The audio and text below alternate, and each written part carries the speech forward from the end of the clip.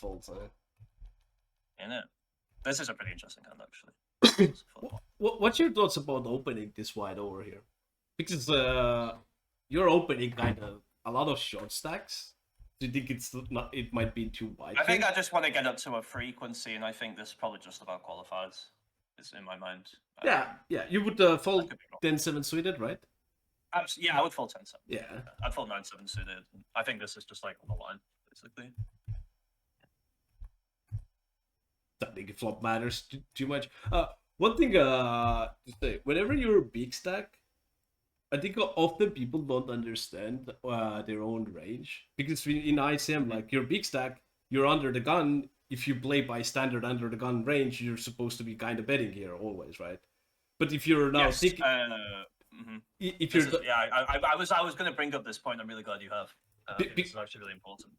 Yeah, because if you're under the gun and you're opening 30%, you should be thinking more about hijack cutoff play or ranges rather than this. And like often because peak blind or in general ISM calling ranges are getting very tight, you're not really supposed to be c-betting 100% most spots actually. I do think a lot of people still do. Even like if it's ace-high board, your range is 30%, he's gonna have a lot of ace-x. Like you're not most likely not going to you're not supposed to be c-betting 100.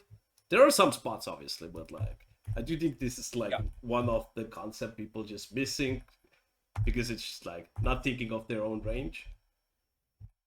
Yeah, I think it's really important, to be honest. I think this board, as for what you've just said, because his defending range is so tight, and I'm going to be opening lots of offsuit blocker hands too, like the ace-x offsuit is going to have priority kind of blocker value. I'd still be very wide with pairs, and you said just like some kind of 30% something range, like, and the fact that the big blind range is so much tighter than chip EV2, I think a lot of people forget that. This board, and he's going to be incentivized to fast play at free SPR too, so it's a mix of all of that means I'm going to have, I think, pretty obvious hand classes that don't, like, range betting this board will lose a lot of EV for me, I think. I think it's important to be careful and pretty kind of aware, and I think I've got the kind of hand that's, very much in that kind of camp too. I like to bet on the turn. Obviously, you can check sometimes, but like, basically the checking. He actually had king. He had king 9 suited, which is shocking to me actually. Because for one, he's redrawing. It's really hard. You'd almost rather have that hand than fucking a jack or even maybe not a queen, but like he's got some kind of redraw going on, where I'm going to bluff very aggressively on the 5 straight. Well, to be fair, I think you're basically just betting straights here. You're gonna have some jack 9 and 9-8 suited over here and queen 9, I guess. But those are only suited hands. You're not going to value bet king queen here, ace queen. You're gonna bet those quite a bit on the flop, or like it's very unlikely. So I don't think it matters if he has king queen or king 9. King 9 is probably like the better combo because it's blocking 2 pairs that you can actually have here. So it kind of feels like you should be defending that one. Yeah. I think it's quite interesting too. Like I think the bluffs to me aren't even that hard to find either. I would just pull the pairs with backdoor clubs that didn't quite like betting flop. Like 7s, 6s with a club, hands like this. I think a lot of people miss that. Like I would definitely throw those into check. Like hands like 6s and 7s on a flop without a club, I could just kind of bet fold and not really care. And even with a club, I can. It's like reasonable to do that, but they could also check, and then actually they're not really going to show down to win much of the pot share, but they can actually start offsetting for the times I've turned the 10. And I think that's kind of cool as well. A lot of suited kings probably would want to bet here. They're not just suited, but like those would probably love to bet here. Yeah, it should be pretty easy for me to find offsets, like some kind of backdoor flush draw hand that didn't bet the flop, or like the low pairs of a backdoor flush draw, lower pairs of backdoor flush draw. But this is kind of like, I'm full of shit type of like when he has a6, it's supposed to be mostly jamming. There will be some strong a6, but like it's just like bullshit. I don't even mind to bet, even though like because you just have so much showdown value. Yeah, I just have the best hand, and I'm just almost equity pushing. Yeah, for sure, I can see it. There you go. There's the shit, mate. There it is. Ooh, what are you thinking about this one?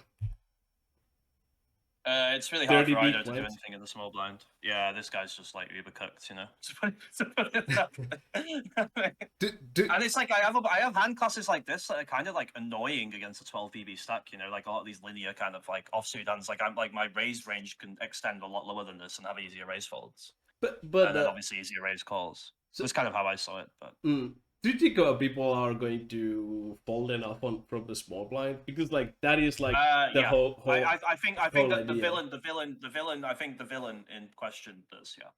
Because if he's going to like Um, snap off with ace jack and like pocket like sevens, you probably not want to jam here, right? No, no, absolutely not. Uh, But I was incredibly confident this villain would not be calling the Suns. okay. I want to make one point here. If you had 50 big blinds, I don't think you get to jam here.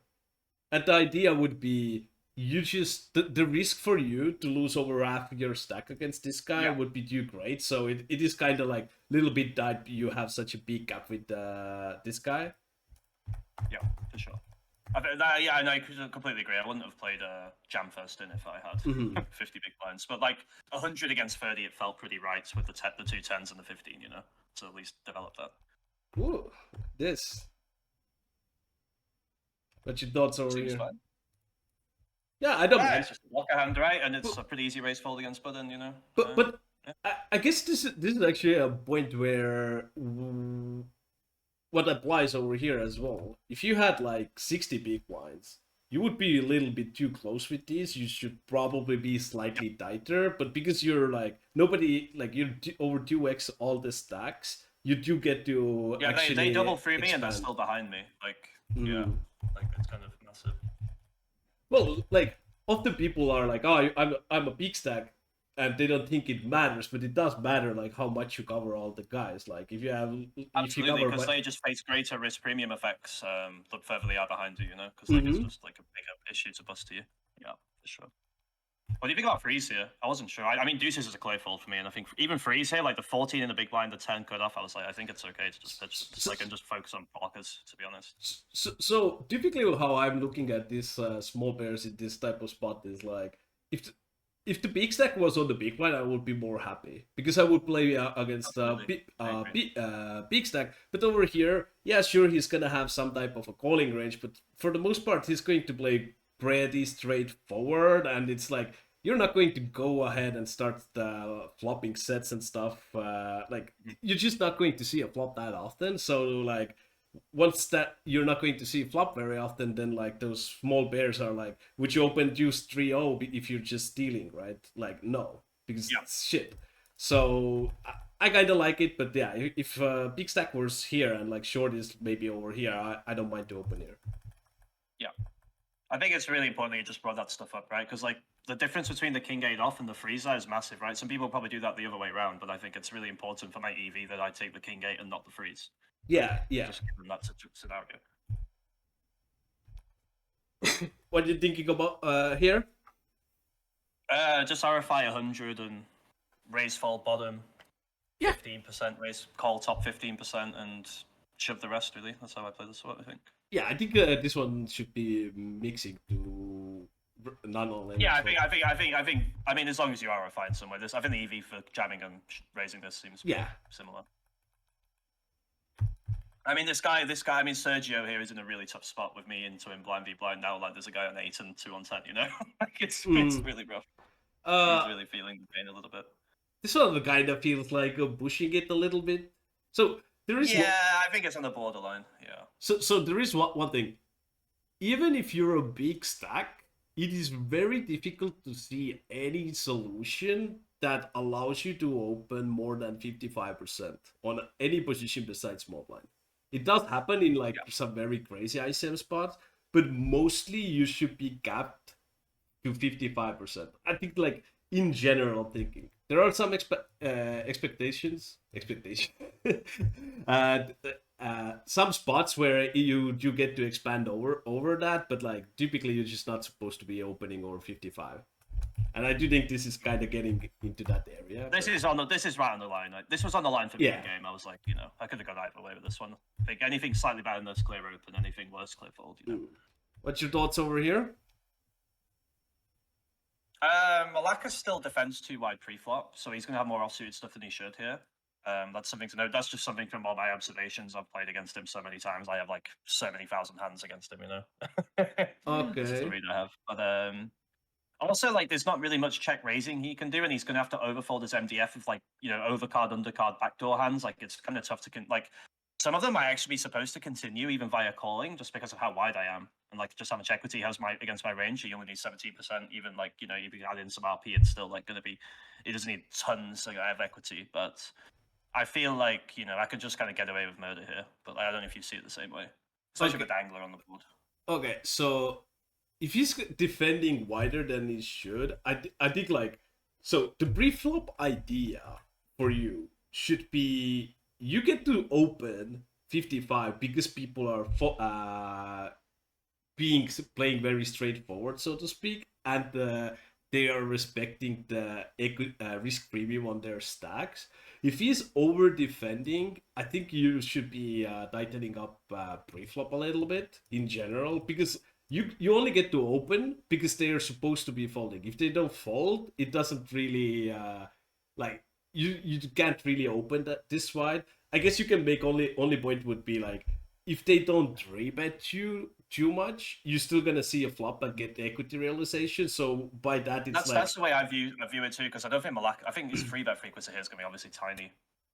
So yeah, that is one important. I think you can even make argument he's not even supposed to have a three bet here. To be fair, Yeah, absolutely, absolutely. like he probably should because you're opening so wide. But like, if he should probably have a very large free bet that happens incredibly infrequently. That's probably how I would play this spot. So on the flop, whenever somebody is defending too much, your strategy would actually become to size up here.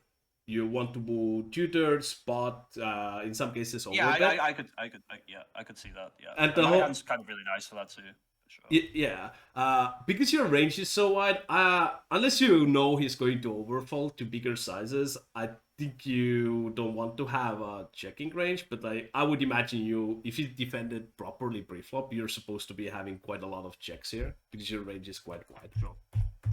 Yeah, I don't remember what he had, but it was something that was probably not a defend. I remember right from the stream.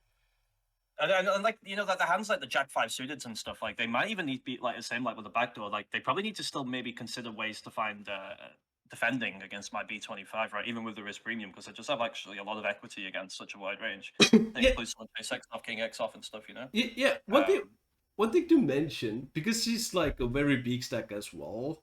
Even though there is risk premium, if you think about the post flop lines, you're actually not going to get it in. Like for the most part, there is no line where you're gonna get in because you're not going to have hands that will want to get it in too often either. So yeah, for sure. So it's not like the risk like actually like post flop doesn't really have risk premium so to speak, but like it's not going to be like you're going to play a very massive bots very often actually, or at least it shouldn't really happen.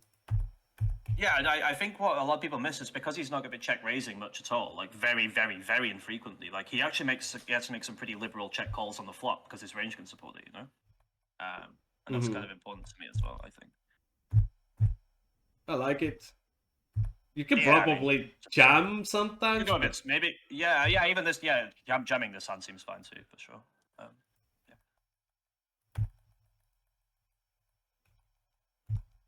What's your thoughts over here? Basically, small 3-bet.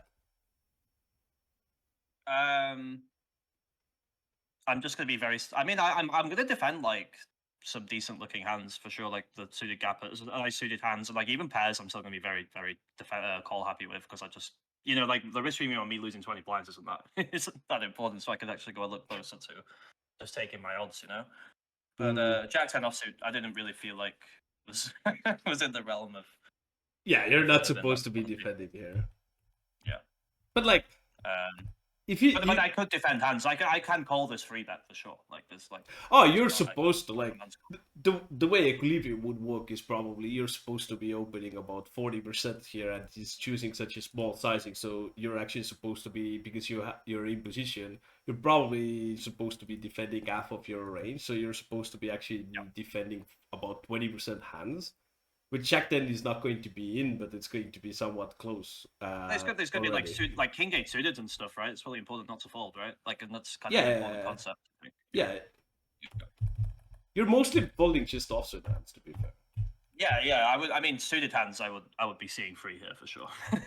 That's for definite. This is another spot I don't think you get to range bet. Again, your range is super Sure. wide. I actually don't like my turn play here much. I think I went too big. Oof. I like betting, but I went too big. Yeah. I don't think you get to like size up here. To be fair, like you can make. Yeah, I think I just miscalculated. I just misplayed this turn sizing. So in ISM, you don't really get to like size up much. Like even though it's just 2 turns, it's just like you can make argument of you want to build like a flush and basically bet flushes to this size and like this, but like ace-x kind of never, I would say. Also, I don't even think you're gonna have a best ace-x here, especially without the ace of hearts. I should have the ace of hearts if I was ever even gonna do this. Yeah. I didn't like my playing game. I should have just got like if I was gonna bet, like I think betting like 25, going B25, B33 seems totally fine there, to be honest. Yeah, if you bet small, I don't mind that, but I don't really mind the check back on the turn. I did. Yeah, check as well, and then just play calls river for sure. The cheeky jacks, eh? Line seems, yeah, his line seems okay for sure. Yeah, but yeah, I definitely just missized the turn there, and I wasn't really happy with that, to be fair. What are we thinking over here? Folding ace 9-0? So I would do a lot of squeezing here to punish given the 2BB and the 220s, but it's like the 9's just like terrible against against the ranges. That's kind of my thinking, and I don't know. Again, like these kind of high card offsuit hands just like are so crushed against like tight ranges here. Like these guys are gonna be so careful playing into my stack with this 2BB lingering. And the 220s. Like both of them are ahead of everyone else at the table, but are still way behind me, you know? So I'm pretty selective with hands here. Yeah, I don't think you're supposed to be defending this, to be fair. And your squeezing range would probably doesn't like a 9, and you're supposed to be. Yeah, I agree. I agree with that. I agree with that too. I thought about that in game. I really don't like the 9. It's an idea for using this as a squeeze. Yeah, it's just about this guy's. He's probably flatting some 9x, so you don't really want to block those. So if you had ace 5-0, that makes more sense. But all in all, yeah, I think a hand like ace 5 off, I would have definitely entertained squeezing for sure. But the way you come up with the squeezing range over here is kind of interesting as well. You're supposed to be squeezing whatever blocks top of this player's range. So if he's flatting queens here, you're supposed to be squeezing suited queens. If he's flatting kings here, you're supposed to be squeezing suited king x as a bluffs here. Yep. And the ace-x obviously does make sense as well, but like it's very heavily towards what is he flatting, because his range is tighter, right? Yeah, a hand like queen 4 suited is like kind of like seems like a perfect kind of squeezing candidate here.